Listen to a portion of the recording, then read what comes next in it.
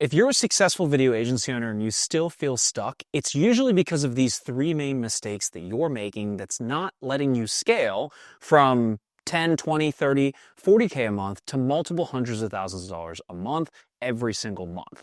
And typically it's people who started as a DP, an editor, they started a video production company, they got successful, but what got them here is not what's going to get them there. And I see this time and time again because we've worked with over 500 video business owners in the space to help them actually grow and structure their business. And in today's video, I'm going to be breaking down the top 3 mistakes that video agency owners are making that's not letting them scale and ultimately not allowing them to run their business like a business. And it becomes more of a glorified job that they end up hating and giving up on at the end. So mistake number 1 is relying on word of mouth and referrals as the main way of getting your clients. You see a lot of these successful video agency owners, and maybe you yourself watching this, started because you did a good job, you did good work, right? Somebody referred you to somebody else, and then you kept getting work from there. And yes, that brings in good work, and yes, that brings in good money, but ultimately that's not the thing that's going to allow you to actually scale to the next level and make more money. For instance, what got you here is not what's going to get you there. So what you need to start doing and start thinking about is, how do I put a scalable client acquisition system in place in my video business so I can actually grow my business and not have to be reliant on word of mouth referrals. Word of mouth and referrals should be the cherry on top, the icing on top. It should be extra revenue that goes directly into profit and directly into your pockets, right? Whereas with having a consistent system, that's where you can start to build a team, because you know, hey, I'm getting, 20 leads this month, and of those 20 leads, 10 of them are going to turn into calls. Of those 10 calls, 5 of them are going to turn into clients, and each client to me is worth $40,000 over the next year. And that's how you do the math to actually scale, and you can run projections on what you're going to hit next month, next quarter, next year. Whereas a lot of video agency owners, even though they're successful, are kind of shooting from the hip, and they're not really in a place where they can predictably and reliably grow the business if they had to. And a good thought exercise to think through here is, if I had a gun to your head and said you need to grow your business by 50 to 100% in the next 2 to 3 months, and if you didn't know what to do, that usually means that you don't have a reliable system in place to get clients, and you don't have any systems really in general to get clients. And that's where a lot of people struggle, and a lot of people kind of fall flat because they don't know how they're growing. So they're just repeating the same year over and over and over again, hoping that something's going to be different. But that ultimately just leads to this hope and pray marketing and hope and pray growth strategy for the video agency. And if you want to know how to actually set up these systems, there are other videos on the YouTube channel going over exactly the nitty-gritty, the numbers of how to set up a lead generation system so you can get more clients. But I'm not going to go over that in this video. Mistake number 2 is getting stuck in the high-ticket one-off projects as opposed to also building a recurring revenue base in your video agency.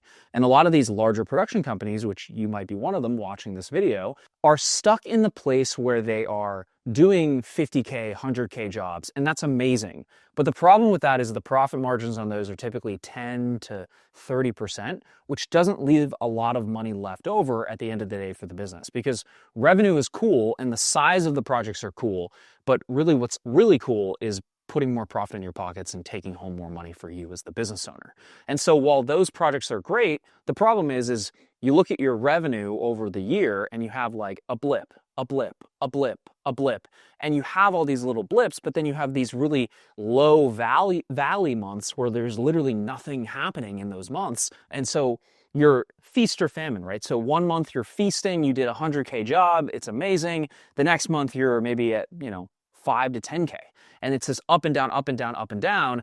And you can't, depends on what you want to do. If you want to sell the business, that's not a sellable business, because it's not going to get a very high valuation because there's no consistency to it, right? If you think of your business as an asset, nobody's going to buy an asset where they don't know where the next client is coming from, or they don't know how the business reliably attracts clients. And so if you don't have a system in place to get those people coming in over and over and over again, then A, that's going to be a problem. And then B, if you don't have recurring revenue or MRR, where people are paying you, 5K this month, 5K the next month, and you can predictably look at what your monthly revenue is going to be next month, the month after, and the month after that, then it's just really difficult to have any sort of stability in the business.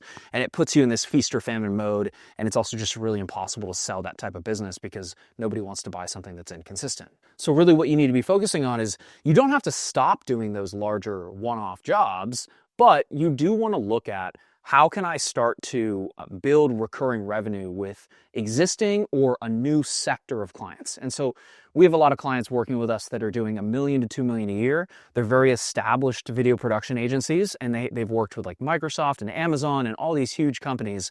And they come to us because they look at their P&L and A, they're not as profitable as they want to be, and B, they don't have as much consistency as they want. So what we do is we open up a new sector of their business to target small to medium-sized businesses. And these types of people will pay you $5 to $10K a month to work with you to just get some very simple content done for them. And so you think about this as if I have, just for the sake of easy numbers, if I have 10 people paying me $10K a month on this retainer package and I have them paying me $10K a month for 6 months straight, then I have $100K a month guaranteed every month for 6 months straight, right? And typically the thing with these types of packages is these are not the large productions, right? They're not the things you're used to when it comes to the 50 to 100K production budgets. These are typically 1 to 2 people going out on a shoot and just shooting some content very simply, like testimonials, brand films, short form content, social content, very simple stuff that business can then use to market their business and get more customers.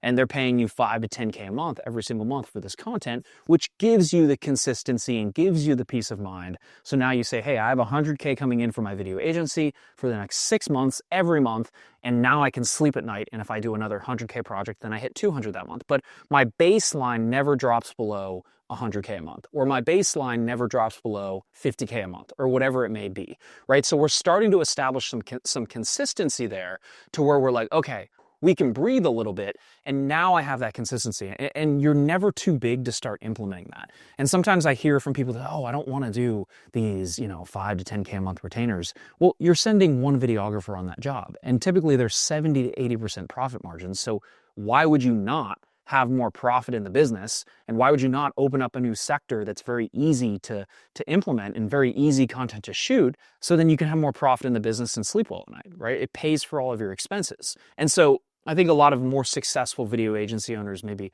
don't really understand that, because they're just thinking in terms of like, I want to do these big things for Amazon and Microsoft. And we have clients like that, but like, at the end of the day, we have one client that was doing $2 million a year at 10% profit margins. That means they're taking home $200,000 a year on $2 million. And for me, that's just not a very like appealing business to run. And it wasn't for them either. And now we've started to build up their recurring revenue. And the final mistake, number 3, is not knowing how to buy back your time. And so I see a lot of video agency owners who are doing everything still, and they're focusing on things that don't actually make them more money. Either they're doing $200-300K a year and they're still editing, they're still going on shoots, they're still replying to client emails, they don't have a VA, they don't have an assistant, they don't have an executive assistant, they don't have anybody to help them. They have a couple of freelancers that work with them, but nothing is solidified. And that kind of comes back to they're too nervous to hire because they don't have recurring revenue in the business, right? And they don't have any consistency there.